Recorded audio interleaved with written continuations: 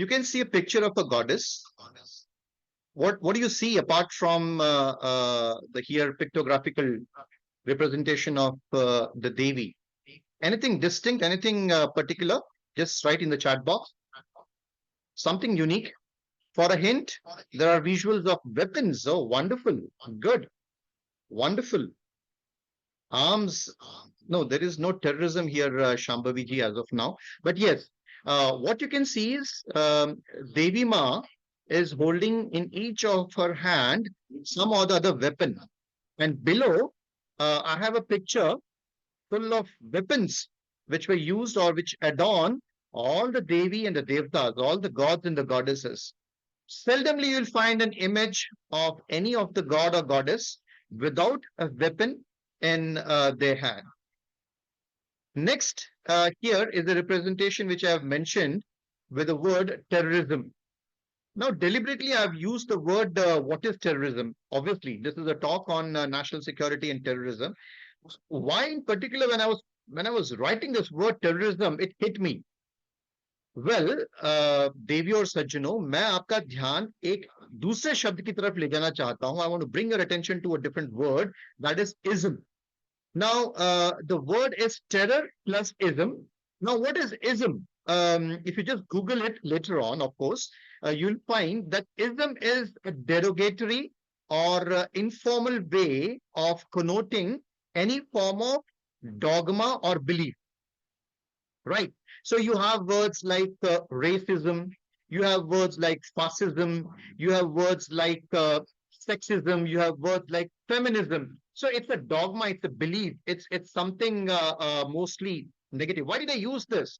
Because most of the time when you use the word Hinduism, we seldomly realize that there is nothing like Islamism. There is nothing like Christianism. We use the word Christianity or we use the word Islam. So why is it that with the word which should be Hindutva, the Britishers who found this to be a dogma, a belief, or some kind of a thought process, and they said, okay, it is ism, right? So henceforth, promise me that you will not use the word Hinduism because the right word is Hindutva. And why it is right, why it is correct? Now, I'll just talk a little bit about Hindutva before I proceed further on the topic. Now, Hindutva is composed of two words, Hindu and Tattva. The second part is more important and more interesting for me. So, Hindutva is the kernel essence of being a Hindu is Hindutva. I'll explain this further by a few words like you have Matritva. What does that mean? A tattva, an element which is full of motherhood, right? That is matrutva. You have words like vyaktitva, right? What is vyaktitva? I'm using this on my video. Okay, so if I'm not using this, I can switch off my video.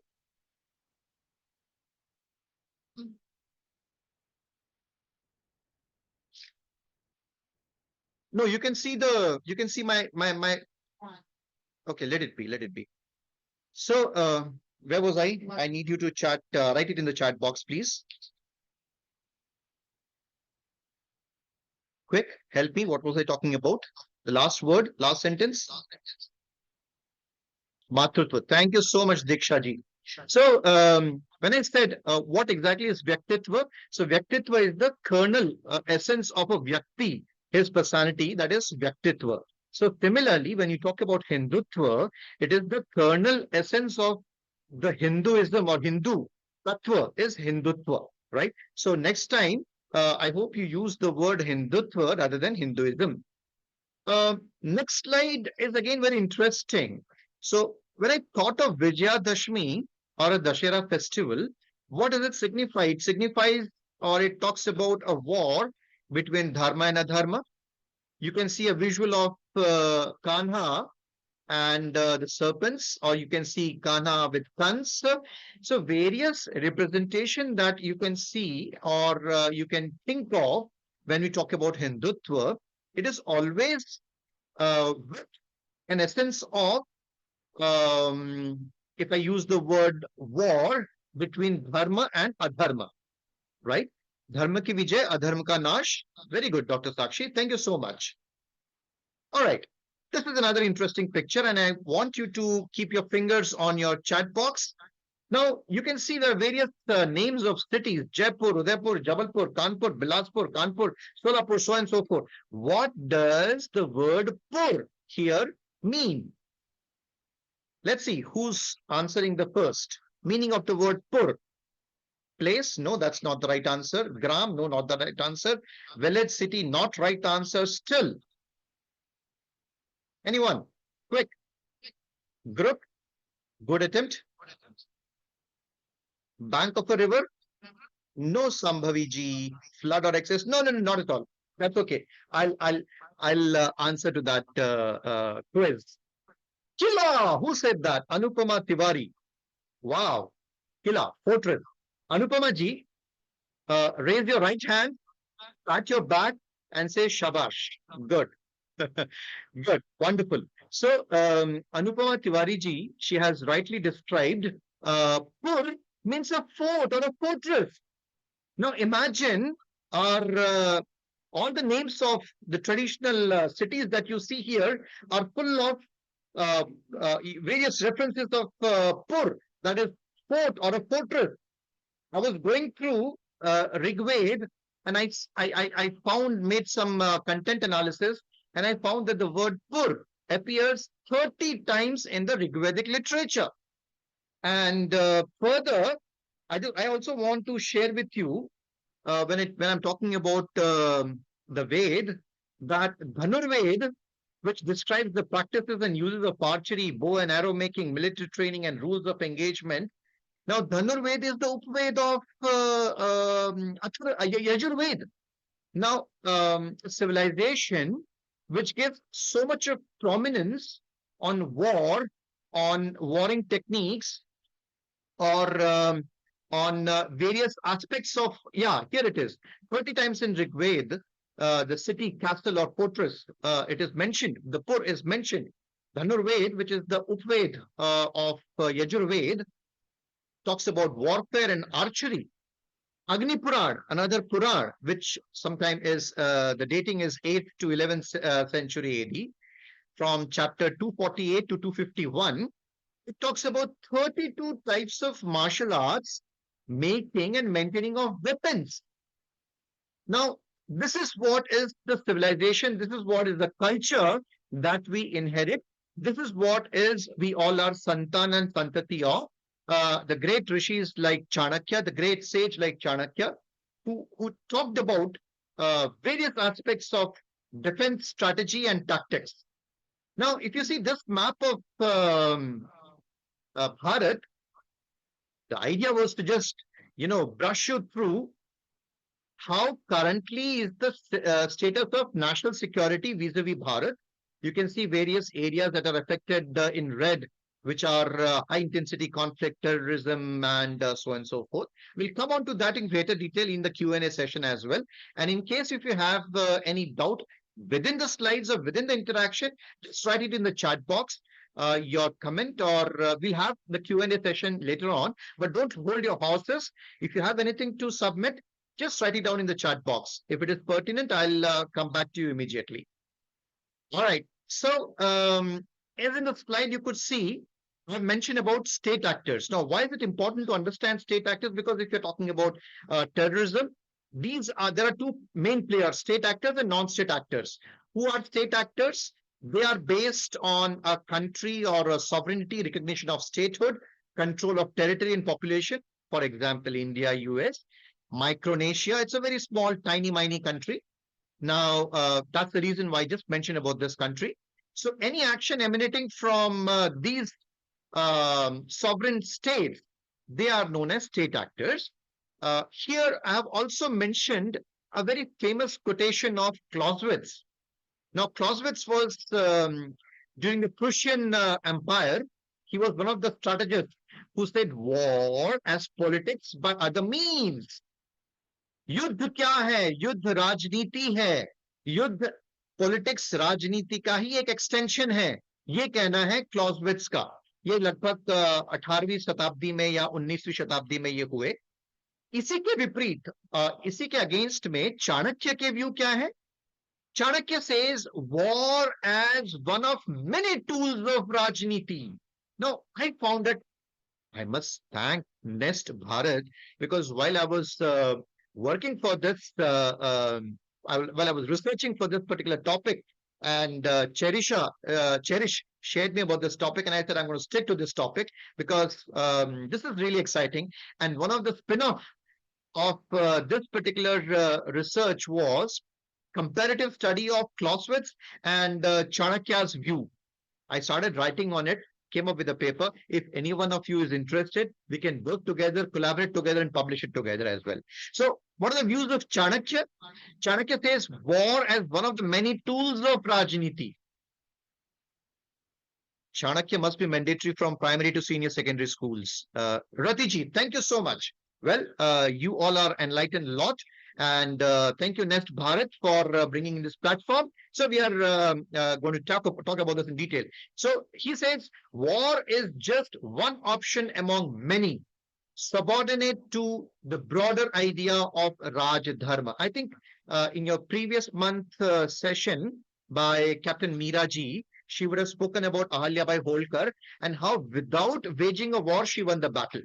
And I'm sure she gave that example. And those of you who were present in that session would acknowledge this particular incident that she would have shared. So I'm interested in the research paper. Surely, at the end, I'll just write down my email ID, which is still visible in all the slides below. You can note it down, and we can interact further. Then the primacy of everything in bold, big font is written dharma. So when we talk about Clausewitz, Western thought, a Western European war think tank, he says war is politics by other means. Chanakya, the great Indian Bharatiya, think tank, if you may use the word, he says war as one of the many tools of Rajniti, and war is just one option among many. Sham, Dam, Dand, Bhed, and then there is other 6 arms which he talks about. So the, the idea which I tried to share it with you all was that wherein we come from a civilization which talks about supremacy of the yuddha or the war by symbols, wherein all the Devi Devata, gods and goddesses, have in their hands some or the other weapon, right? And further, I talked about how you have Dhanurved, which is one of the Upaved of Yajurved, which talks primarily about the war skills, the war tactics, various kinds of arms, ammunitions of that period. And here we have Arthashastra, which talks about war being one option, and ultimately it all subordinates to Raj Dharma, or Dharma means here the duty, responsibility. And this is my favorite sentence quotation, that the basic difference between the Western thought and our Vedic thought process is that the Western thought always talks about rights and adhikar, whereas we always talk about dharma and duty and responsibility. So this is a major difference or the distinction. Now comes another part, which is non-state actors. And when we talk about terrorism, this is one of the most important player, non-state actors. Now, which are various kinds of non-state actors? International government organizations like North Atlantic Treaty Organization, United Nations Organization. It could be international government organizations. It could be NGOs like Amnesty International, multinational corporations like Shell, or any of the corporations that you know of, international media, BBC, Al Jazeera, CNN, and somewhere or the other, Devi or Sajjano, these all non-state actors have been in some way or the other major actors when we talk about national security and terrorism. Of course, religious groups like ISIS and transnational diasporic communities, Indian diaspora affects policies back home as well. Jewish diaspora affects the policies in US. So these all comprises the non-state actors. Now, this is a very interesting slide. This talks about that entire gamut of the perpetrators and the targets of political violence. If the perpetrator is a state, I'll just use the word, oh wow, this is beautiful. If the perpetrator is a state, and if The target is also state, you call it interstate war, right? But if a perpetrator is a state and targets are non-state actors, then it is genocide, right? What happened between India and Pakistan? Hindus were massacred. That was genocide. What happened in Kashmir in 1989, where several or thousands and thousands of Hindu Pandits, Kashmiri Pandits, were attacked, cleaned by whom? By state. Who was the state here? It was Pakistani army. Who was the affected party? They were the Hindu Kashmiri Pandits. We call it genocide. We call it ethnic cleansing. But if perpetrators are non-state actors and the impact or the target group is the state, then you call it military coup, you call it rebellion, you call it civil war, political assassination, even terrorism is part of it, right? So when any kind of non-state actor, now you all know who all are non-state actors, right? If I go to this slide, I'll close this. I'll go to the previous slide. All right. So you know all these are how would this circle go? Yeah, good. So, as you know, all of them are the non-state actors. And when we talk about, yeah, so,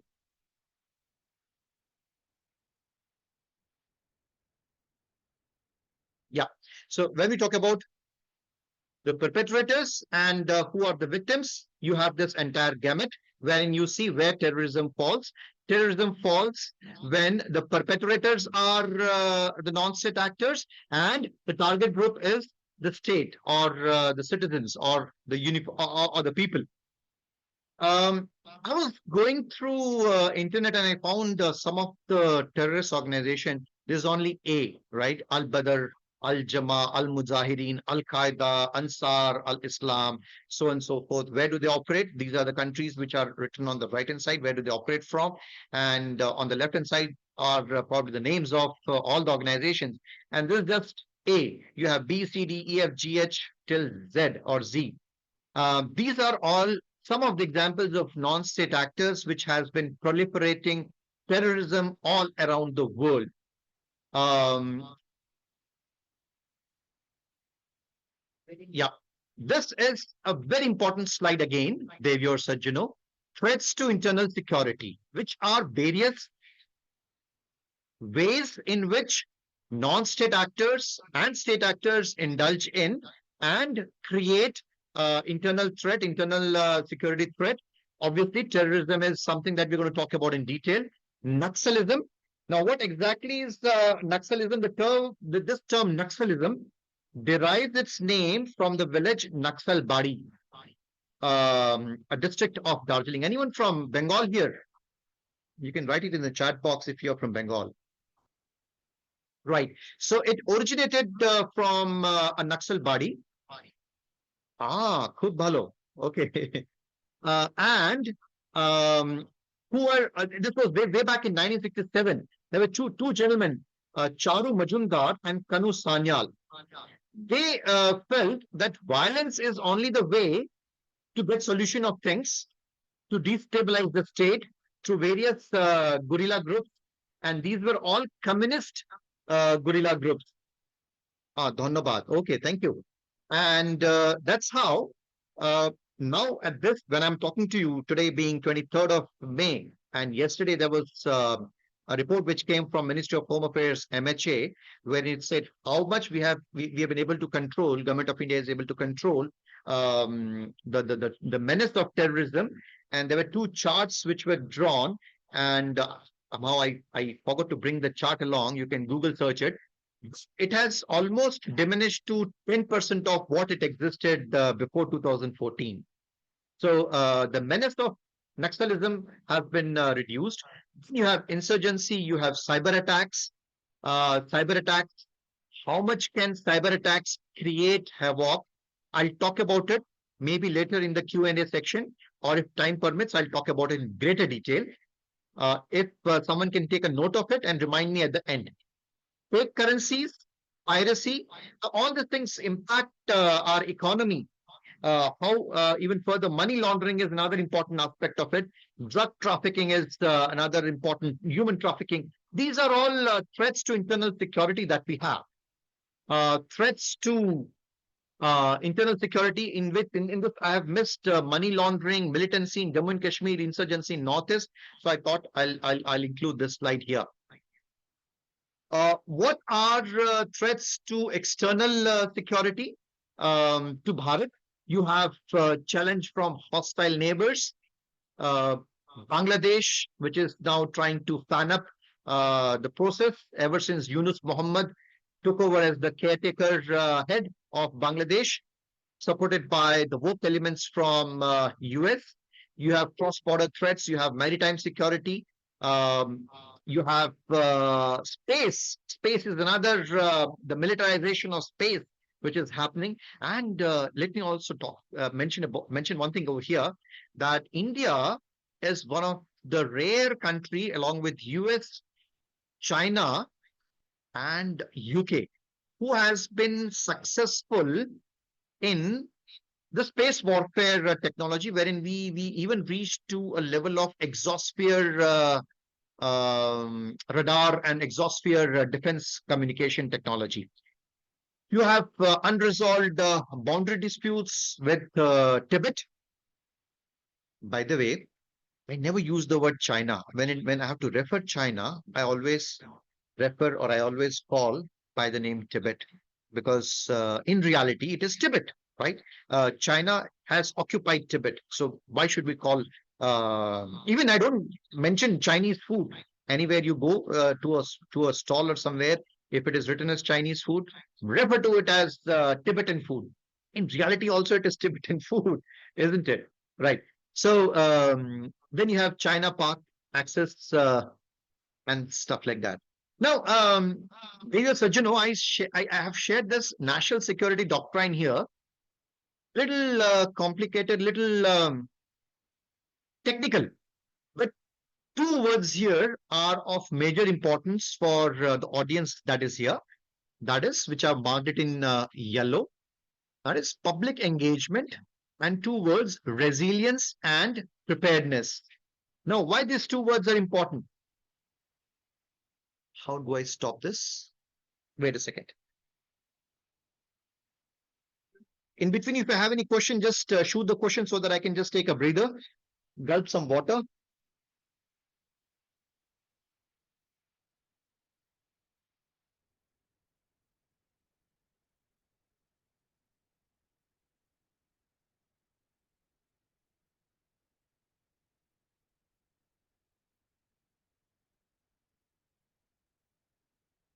Yeah, at this stage, any questions?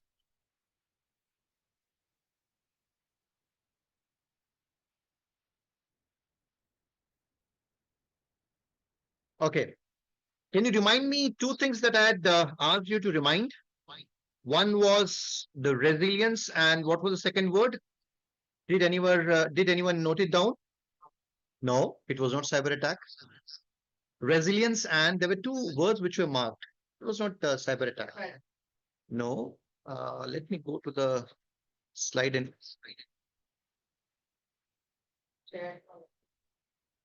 yes, resilience and preparedness. Wonderful. Who said that? Pat on your back. Janvi Mukherjee ji and Debarita Ganguly ji. Wonderful. Why did I use the word resilience and preparedness here? Because when we talk about national security, when we talk about terrorism, resilience and preparedness of whom? Whose resilience are we talking about? In an event of onslaught of terrorism, is the society resilient enough to take it over? In an event of onslaught of natural hazard, is the society resilient enough to take it on? So the word resilience is very, very important. Now I'll little bit spend 5 minutes on it and then get back onto my slides. Countries like Japan, which constantly prepare. You can take it. Countries like Japan, which constantly prepare their society against onslaught of any kind of eventuality, any kind of situation which troubles them. I think this was okay. This was just okay the way it was working. I was fine with it for the past 37 minutes. Yeah. Yeah. So a society which is resilient, a society which is prepared, is what you all as society, you all as Nestians will have to do, will have to think about, will have to work upon. We'll again go back to the slides in greater detail and talk about terrorism. But this was something important. I thought you must be shared about. If given an opportunity, I'll talk about it in detail. And what was another thing which I shared, and I said, मुझे याद दिलाना बाद में मैं इसके बारे में बताऊंगा.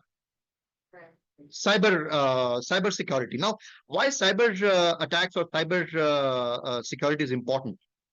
You know, someone sitting in a remote place in China can halt our entire metro networks. Not only that, can sabotage and jeopardize our entire electricity system, our discom system, can jeopardize and hamper all our telecommunication system. So imagine a scenario wherein no phones are working, no metros are working, no electricity is being distributed.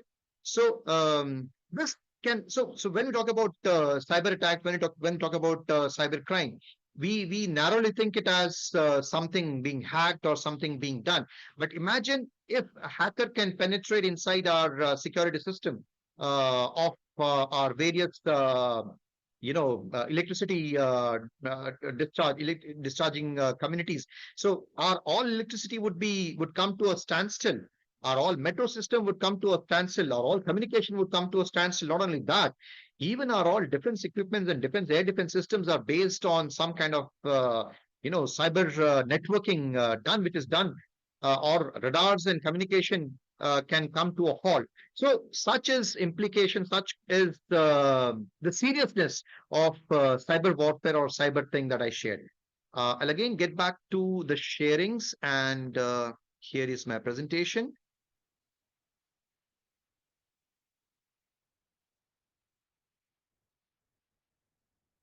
All right. Now, another thing which I mentioned about money laundering, which is another aspect of internal great internal threat.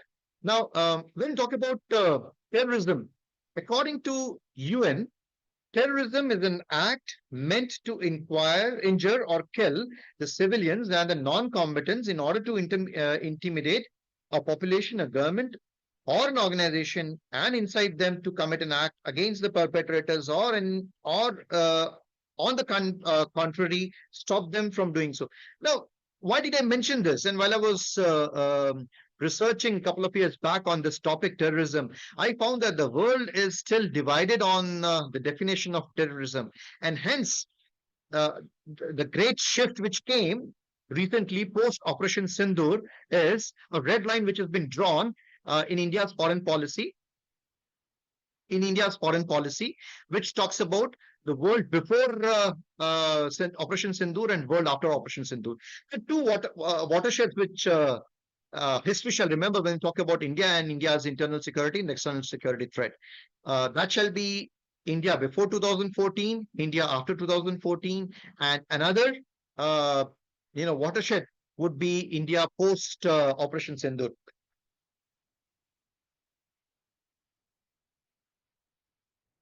So the global world is still not in conformity on one definition of terrorism.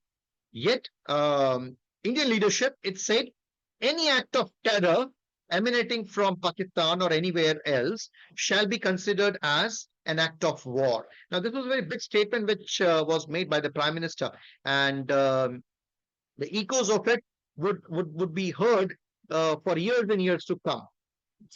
When we talk about terrorism, there are various 6 broad type of terrorism which we can just enlist. One is a state-sponsored terrorism, just like what happened in Germany, the Nazis, the entire Holocaust. Or for that matter, state-sponsored terrorism would be what Pakistani army is doing, Pakistani state is doing all over the world. Second could be bioterrorism. Again, what the Tibet, the country that has occupied Tibet and which we all call China, started off as Wuhan virus, and the world knows it as COVID-19. So COVID was an intentionally released toxic biological agent which created havoc in the world. A classic case of bioterrorism. Cyber terrorism, I talked about it. Hacking, bullying, eco-terrorism, spread some kind of a plant species or an animal species which kind of destroys the habitat or the ecosystem. Nuclear terrorism, again, a very often used. We talk about attacking nuclear facilities, purchase of nuclear weapons, build nuclear weapons, and there's another word which we often use, that is the dirty bomb. What exactly is dirty bomb? It uses some kind of fissile material, some kind of radiation material, but it's not exactly a nuclear bomb, but maybe a smaller version of a nuclear bomb. And then finally, you have narco terrorism, illegal drugs and drug trafficking. What we got to know yesterday about Punch, where Pakistan had been shelling, had been firing a lot of salvos, had been firing a lot of drones, and we realized that there was some kind of impetus, some kind of impact of illegal drugs and the drug nexus between Pakistan and the overground workers working in Punj. So narco terrorism is another kind of terrorism that we see very often. And again, when we talk about definition, before 1945, the world had different definition. 1945 to 2001, the world had different definition. And post 9/11, what happened during 9/11?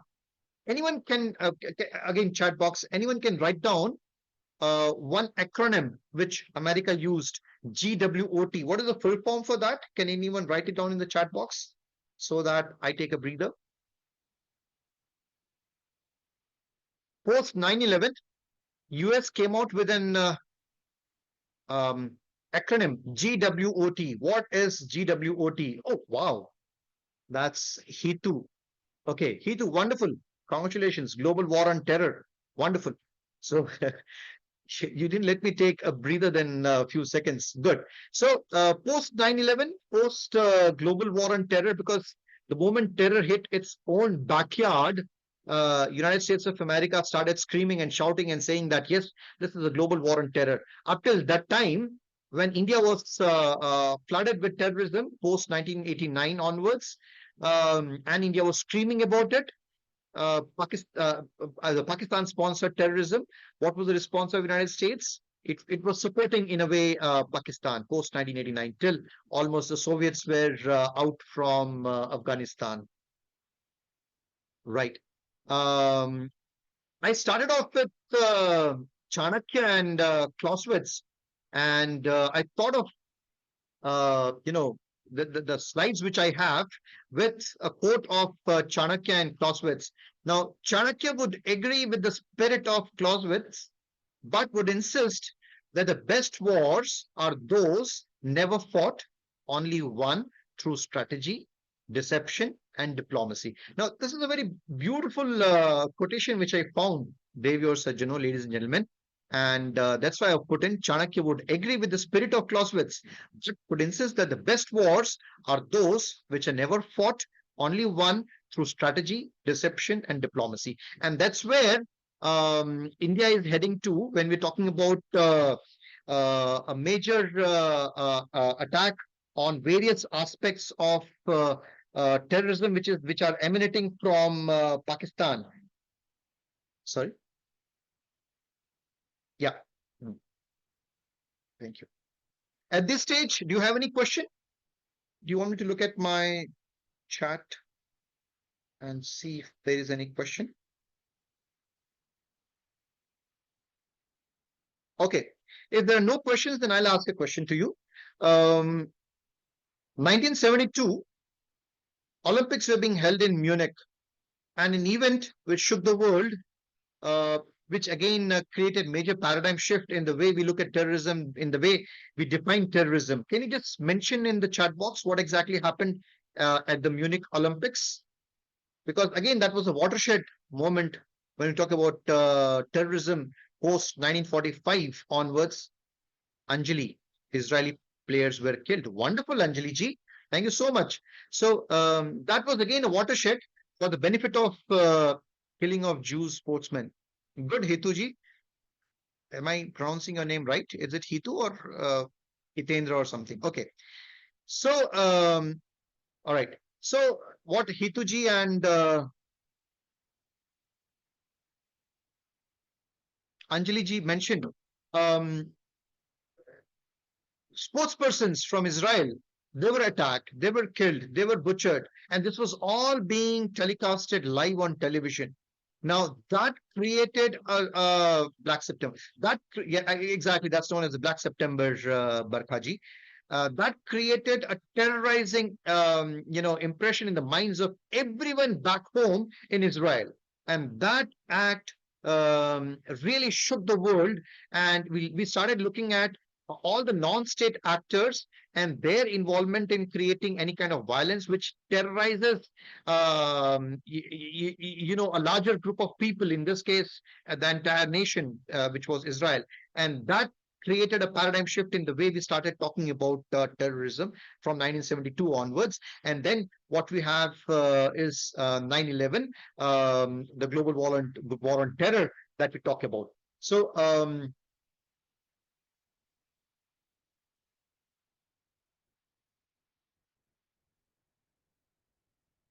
I just thought of sharing with you some of the fun facts which I have on when we talk about the national security apparatus and the terrorism aspect of it. A lot of friends or young friends ask about the nuclear doctrine that we have, and we always say that this is NFU, no first use nuclear policy, which means it will only use nuclear weapons in retaliation.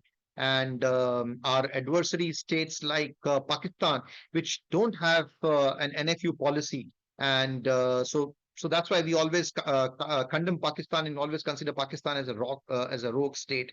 I also want to talk a little bit about the space-based surveillance system that we have, our satellite system, our Cartosat. These are various kind of surveillance systems which is being used by GSLV, geosynchronous launch vehicles, and polar satellites. Then the cyber command systems, and from my notes, there are a few more things which I want to talk about. But at this stage, I think I'll take a halt. And if you have any further questions or anything that you'd like to ask, I'll halt as of now and leave the floor to you in the chat box.